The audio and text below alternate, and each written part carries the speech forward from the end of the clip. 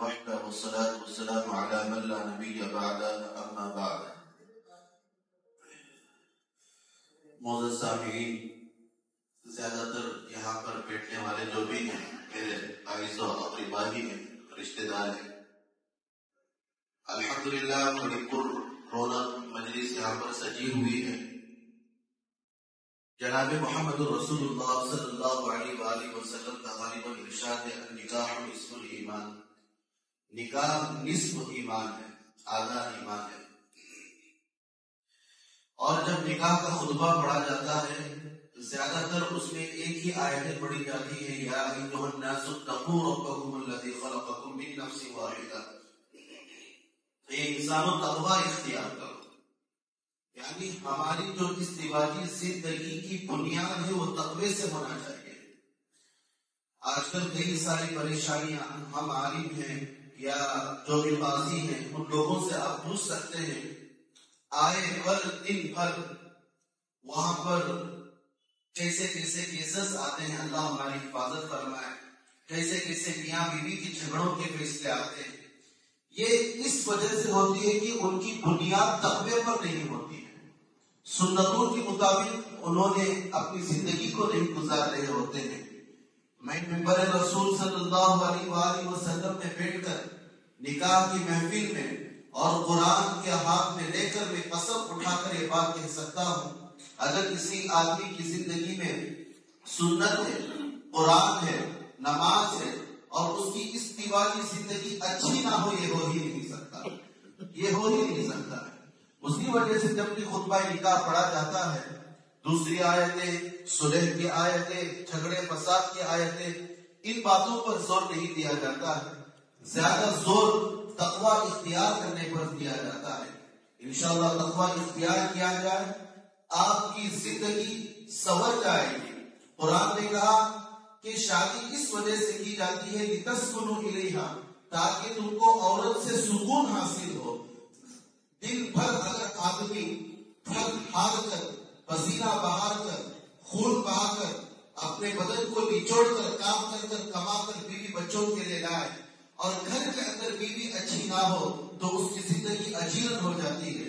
اور اگر دن بھر آدمی تھک ہار کر، خون پسینہ کر کر رات میں آئے، بیوی صرف پیار سے ایک گلاس پانی کا پوچھ لے اور مہربانی دکھائے، ساری تھکن دور ہو جاتی ہے. یہ قرآن کہہ رہا ہے لِتَسْكُنُوا إِلَيْهَا، آپ کو سکون دینے کے لیے شادی کو رکھا گیا ہے.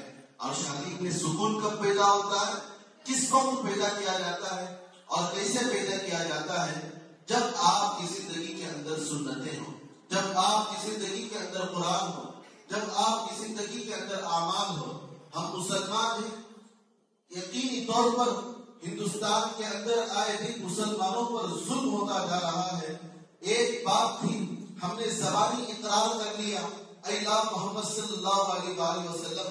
زبانی اقرار کرنے والے ہم ہی نہیں، عیسائی ہیں، یہودی ہیں، نصرانی ہیں، اہل کتاب ہیں، تمام لوگ اس بات کو دعویٰ کرتے ہیں کہ اے اللہ محمد صلی اللہ علیہ وآلہ وسلم ہم مسلمان ہیں.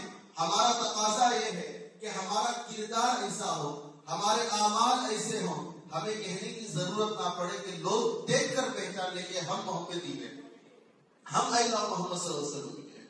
ابھی دیکھو مسلمانوں پر حالات اتنے سے بدتر ہوتے جا رہے ہیں کہ ہم نے 4 سال 5 سال جمعہ کے خطبوں میں کہتے آ رہے ہیں کہ مسلمان اگر اسی طریقے سے اور بدعمالیوں سے اپنی زندگی گزارتا رہے گا، ایک وقت وہ آئے گا کہ ہم غزہ کے لیے رو رہے ہیں، ایک وقت وہ آئے گا کہ ہندوستان والوں کے لیے کوئی رو رہا ہوگا، ایک وقت وہ آئے گا کہ آپ کے گھروں میں گھس کر آپ کو پیٹا جائے گا. ہم کہتے آ رہے تھے، اچانک کل کی بات ہو گئی کہ کل ہم نے ایک رپورٹ میں ہم نے دیکھا، ایک نیوز سامنے آئی کہ ایلا محمد اور ایلا مہادیو دونوں گروپوں کے درمیان مدبھیڑ ہو گئی اور مسلمانوں کے گھروں کو توڑ کر، گجرات کا واقعہ، گاندھی نگر کا واقعہ سنا رہا ہوں، کل کا واقعہ، کہ مسلمانوں کے گھروں میں گھس کر دروازوں کو توڑ کر ان کو گرفتار کیا گیا. کیوں؟ ہماری زندگیوں میں اعمال نہیں ہے، سنتیں نہیں ہیں. لہذا جتنا ہو سکے میں خصوصی طور پر ان لوگوں کو نہیں، میں آپ تمام کے گھروں کی بات کر رہا ہوں، ایک ایک سنت کو زندہ کرنے کی آپ کوشش کریں۔ آپ علیہ السلام نے ارشاد فرمایا کہ جو میری سنت کو زندہ کرے گا اللہ تبارک و تعالیٰ 100 شہیدوں کا ثواب اس کو عطا فرمائیں گے۔ یہ نبی علیہ السلام کا فرمان ہے۔ لہذا یہ جو شادی کی رسم ہے، نکاح کی مجلس ہے، یہ ہمارے شہید اور بہت ہی قریب ہمارے نور خان جو ہمارے عرف بھائی جان سے مانے جاتے ہیں، بڑی دینی خدمات ہیں اور ان کی تقویٰ دیکھو کہ یہ چاہتے ہیں تو اپنے خاندان والوں کو سب سے رفع پیش کرتے، آرس والوں کو رفع پیش کرتے۔ والد صاحب، والد محترم شاہ ملت شیر کرناٹک حضرت الاقدس مولانا سید انصر شاہ قاسمی دعوت برکاتہم، ان کے پاس انہوں نے رفع لے کر پہنچے کہ حضرت سب سے پہلا رفع۔ یہ محبت ہے ان کی، ادارے سے بھی محبت کرتے، ہمارے ادارے میں رہتے ہیں، بڑی دل لگی کے ساتھ یہ کام کرتے ہیں۔ میں نکاح کی محفل سے پہلے، کیونکہ اللہ کے نبی صلی اللہ علیہ وآلہ وسلم نے ارشاد فرمایا من لم یشکر الناس، جو لوگوں کا شکر ادا نہیں کرتا، لم یشکر اللہ، وہ حقیقت میں اللہ کا شکر ادا نہیں کرتا۔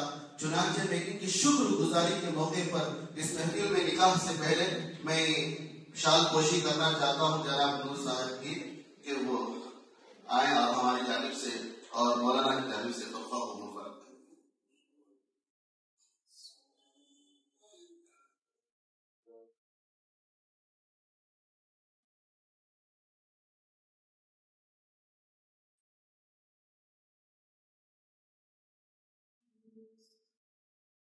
حاضرین مجلس، نکاح خانے کی اجازت پر عمل فرمائے۔